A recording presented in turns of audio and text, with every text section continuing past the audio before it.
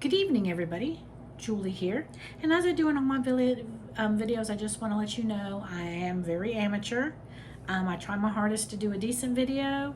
I apologize for my appearance. It's my day off. I don't put makeup on my day off unless there's something very special planned. My hair is being redone tomorrow, so it's looking kind of yee. It needs to be trimmed and everything, especially get these bangs out of my eyes. And I live with my mom, my daughter, my granddaughter, and dogs, so you might hear noise. Somebody might come out of a room, the dogs may bark or something like that. So I try to tell you that way you're not surprised. I'm very real, very human, and sometimes life just happens.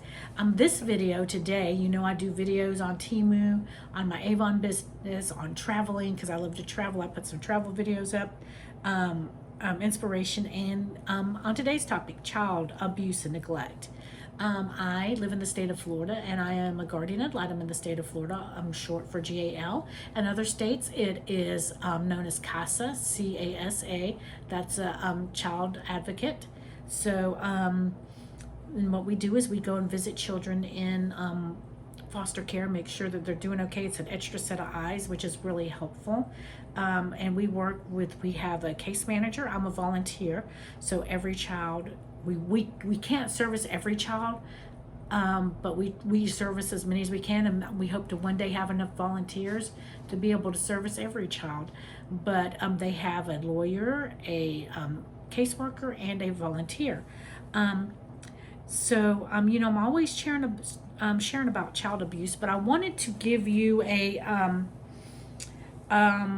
some good material to read. When I first became a guardian ad litem, and I have been a guardian ad litem for over 10 years now, I started in 2013, and one of the first things my case manager gave me was this wonderful story, and this huge long story, and it would take probably months to go through everything that they have on this, and it's called Lost Innocence. And it's a story about 534 children who will never grow up. They were digging through 6 years of DCF files. The Herald found hundreds of children who died of abuse or neglect whose families had contact with the agency over the previous 5 years, far more than the state reported. The information is from death reviews, police reports, autopsies, and interviews, and you can read their stories. All 534 children have stories here. But this, to me, is just unacceptable. The system is so broken, and it's not just Florida, it's every state. It is every single state. Trafficking numbers are up. Abuse numbers are up, and we're gonna have to fix the adults. I'd say a good majority of our cases are due to substance abuse. So it may be neglect, it may be physical abuse. When parents are on substances, their minds are not in the right place. But I just thought I just opened it up.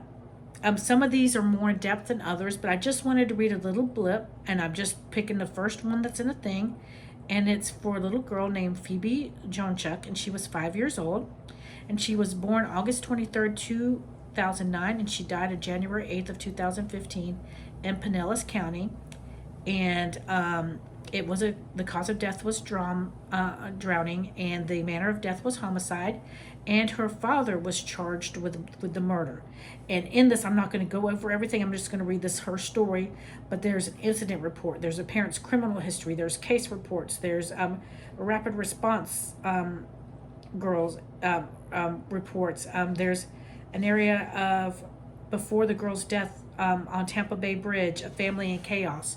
So this story is going to be something that I think most of you might have heard of before. But this is the little girl, and down below is her father. But let me read her story. Until Thursday, January 8th, 2015, when Phoebe Jonchuk was hurled to her death from a bridge, the family violence was mostly confined to Phoebe's very troubled parents.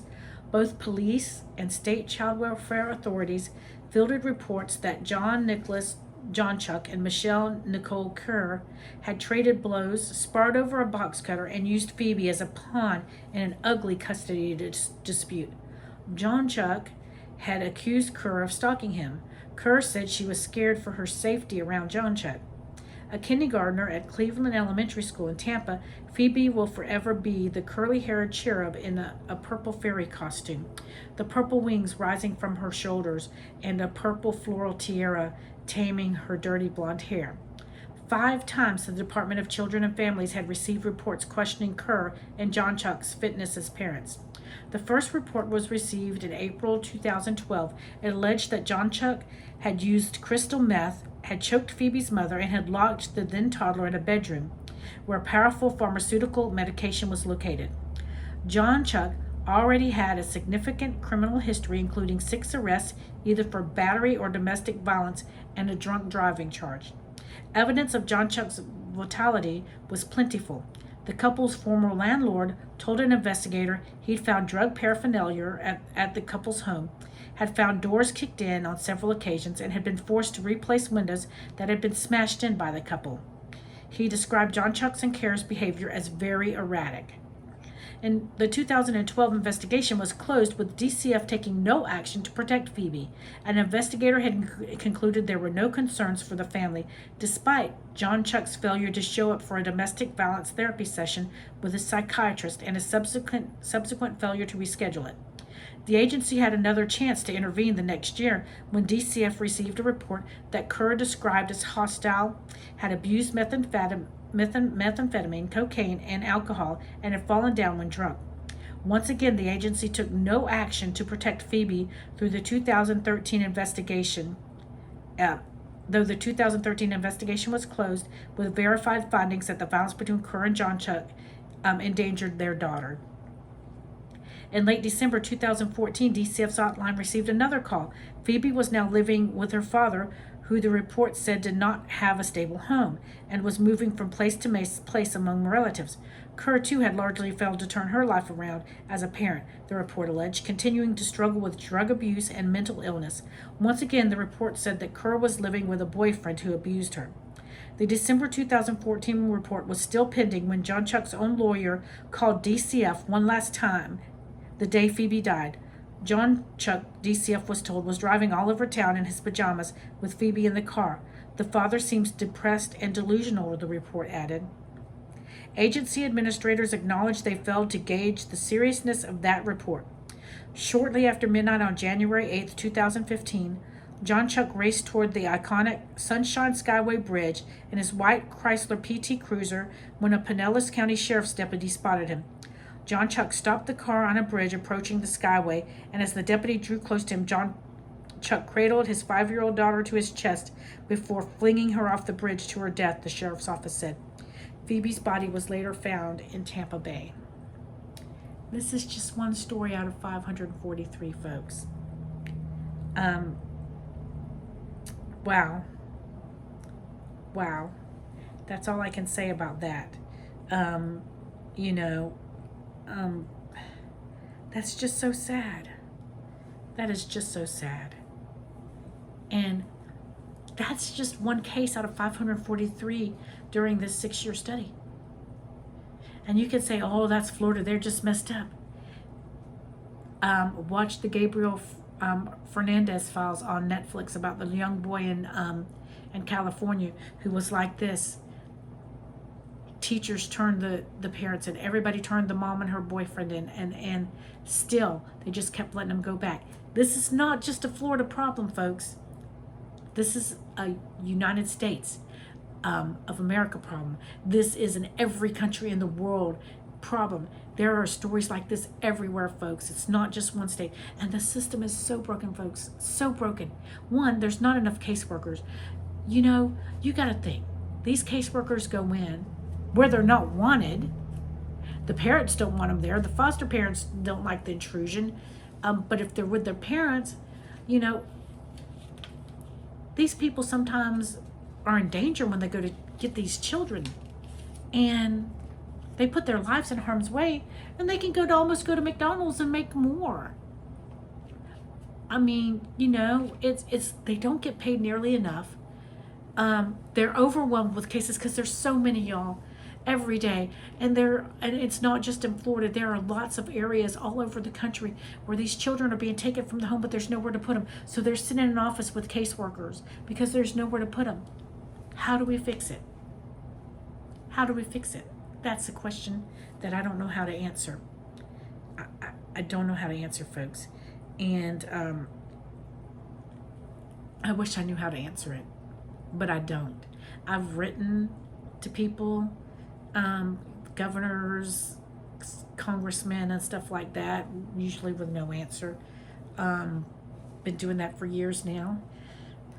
And nobody really has an answer because this world's an ugly place, you know, and drugs are so accepted nowadays. You know, we have parts of the country where they have places where people can shoot up with their drugs in a safe environment. When they go home to their children, they're not safe people, but they can go to a safe environment to do their drugs. But somebody who's on diabetes can't get their diabetes medication for free, like the people with the drug addiction. I'm a big advocate that I believe that every single child that is taken into the system should have counseling, because the most traumatic thing you can do for a child is take them away from their parents. They don't get counseling. I have requested counseling many times, and sometimes children get it, sometimes they don't. And some of my foster families are like, because it's paid for by the state, not everybody will take them, and the ones that don't take them, most of my foster families said are a joke. So good luck with that. You know what, on that, I think I'll read you one more story because it's not that long. And if y'all like this, let me know and I can read more stories to you, because there's plenty of them to read, but to let you know what the state of this world is. The next one I click the next button.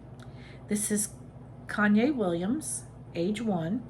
He was born February 5th, 2013, and died April 29th, 2014, in Marion County, Florida, and the cause of death was severe head trauma, and the manner of death was homicide. The criminal case is against Brian Blaylock, the mother's boyfriend. He's charged with aggravated child abuse, first degree murder. There's incident reports in there. There's a parent's criminal history, and there's a police report also that you can open up. But I'm just going to read you his little story. But if you look up the Miami Herald, Lost Innocence, you can find all of these on there. There's also some videos and other stuff in here that's really good. Let's go to Kanye's story. Brian Blaylock may have seemed like a poor choice as a babysitter. He'd been arrested in 2007 for child abuse and lewd and lascivious battery on a teenager.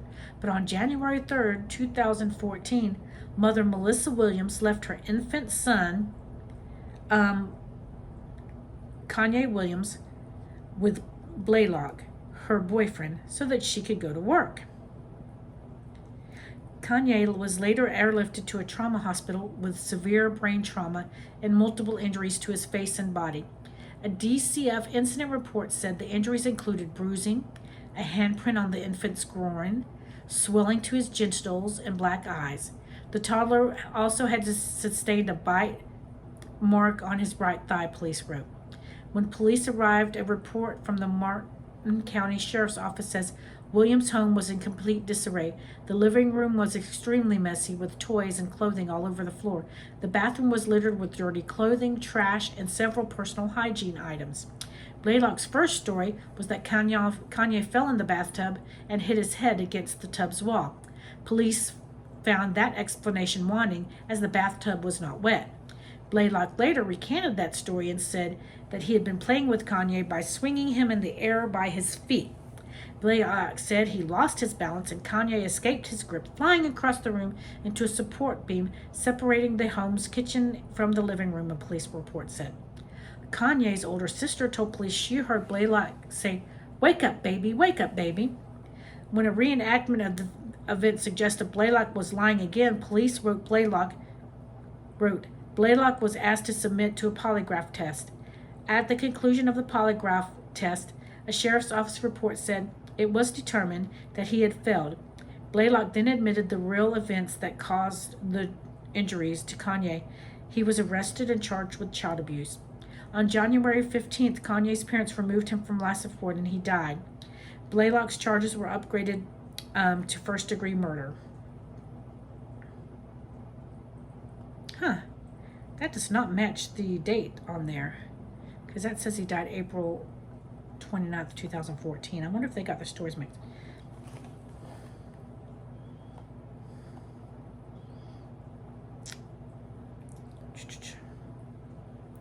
Kanye's family had been the subject of at least 4 reports to DCF's abuse and neglect hotline, though virtually all details had been removed from a short report. The most recent hotline was closed on January 3rd, 2013, when the investigators dismissed allegations that drug use by Kanye's mother left the child at risk. More than a year after Kanye died, DCF had yet to complete a full report on his case, and records show he had failed to count the boy's death among child abuse or neglect fatalities. That's weird. Those dates don't match. They must have gotten them mixed up with another one. Let's look at the next one and see, because these are really short. Let's see. This is it. This is the one.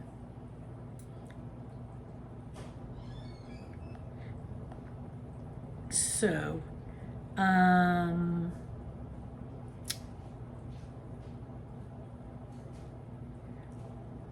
this one matches, and this one just has an incident report, and it is for an Antarius Miller, age 1, and he was born February the 5th, 2013, and he died April 29th, 2014, in Clay County.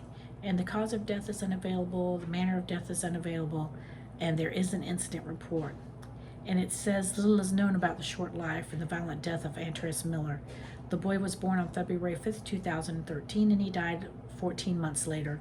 And an extremely terse incident report said only that Antarius was found unresponsible with multiple injuries. The report added Paramore has confessed. And more than a half year, DCF has not released a full report on the boy's death. The incident report said Antarius' family had been the subject of 3 prior abuse or neglect reports. One was received the day Antarius was born, alleging his mother tested positive for marijuana at the boy's birth. The case was closed with the boy's mom being referred to unspecified community service. Someone created a Facebook page for Antarius shortly before he died, urging followers to pray for his recovery.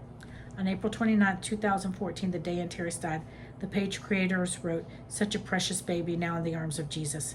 Nothing more was written. And there's a lot of cases like this. There's, there's no information there about why this young boy died.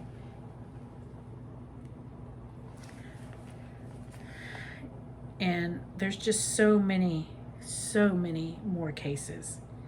And I could read on and on and on, but it's kind of sad. And it's Thanksgiving week, and I just wanted to share with you, that's what children go through. And there's so many children in the system, y'all. Just so many children. So many babies like this. A lot of them under the 5 years of age. So I just wanted to, share a little bit of that. And their stories are heartbreaking. And I just wanted to share that with y'all. And it's just sad. It's just really, really sad. When you're looking, there are so many, and it's not just the parents. There's some of these have even the foster parents. We have trouble. We need good foster parents so bad, but a lot of people, it's hard being a foster parent, and we just don't have enough of them. But they have a whole database of these stories. And when you go in, this is what the page will look like. all those beautiful faces, y'all. So, I strongly suggest checking the site out. It is an awesome, awesome, awesome study. And I wish we had studies like this for every state. It would be truly amazing if we did. I just wanted to share with you, child abuse looks many different ways. You have some people that just lose it. It's a mental thing, and they just lose it. But a lot of cases I see are due to substance abuse and neglect. So, but I just wanted to share those with you. They are free to for you to look at. I use it all the time when I'm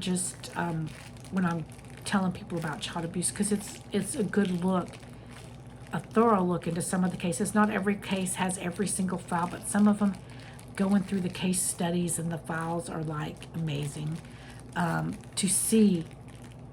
It's maddening to see time and time again for them to be reported, and time again you let that child go back into that dangerous situation. It's just maddening, but it lets you see what is really happening, and it's so sad for our children. But I wanted to share with you a little bit about the Lost Innocents, and there are so many more like them all over the country, all over the world. There's many good documentaries on different things. If you haven't seen it, the Gabriel Fernandez story on Netflix, I think it's still on there, about the little boy in California. What a horrible story that was, failing in a lot of ways, just like the state of Florida did here. If you have not seen the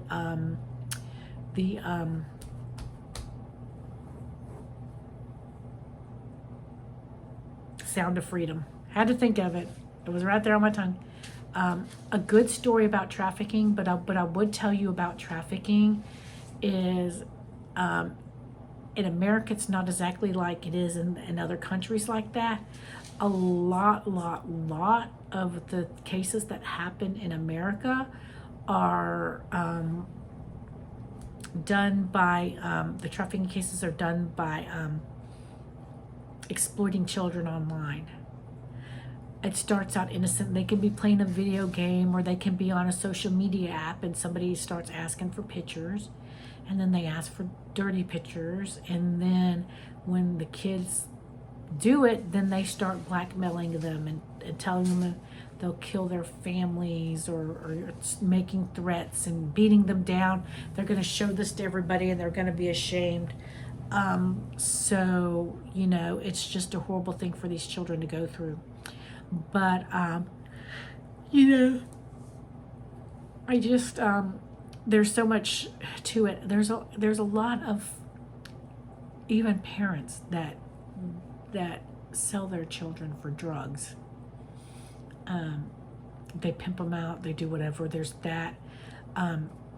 There's another good documentary on Amazon Prime called Blind Eyes Open. It's a documentary, very good, sharing the story of a bunch of individual ladies that were trafficked, and it's a very thorough look into trafficking. It's very, very good, but there's a lot of different things that you can look at on the subject. There's some good videos here on YouTube, so there's a lot of different ways for you to look into it. And the reason I do these videos is because we have to educate ourselves, folks. The only way to stop this is for everybody to start educating themselves to make a difference. And that's why I do these videos. These stories are heartbreaking. They're totally heartbreaking, but they need to be heard, because we have to find a way to make a difference. We have to find a way to say, this isn't going to happen anymore. And until we all stand together and try to find a way, it's going to keep happening. So that's my point in reading you these sad stories. That's my point in making these videos, that we have to band together and we have to try to make a difference. But it's getting late, and this video is getting long, and I don't want to take too much of your time. It's Thanksgiving week. I know some people are off, but some people have a lot of prep to do. Some people are traveling. So I hope that you have a very safe and blessed Thanksgiving.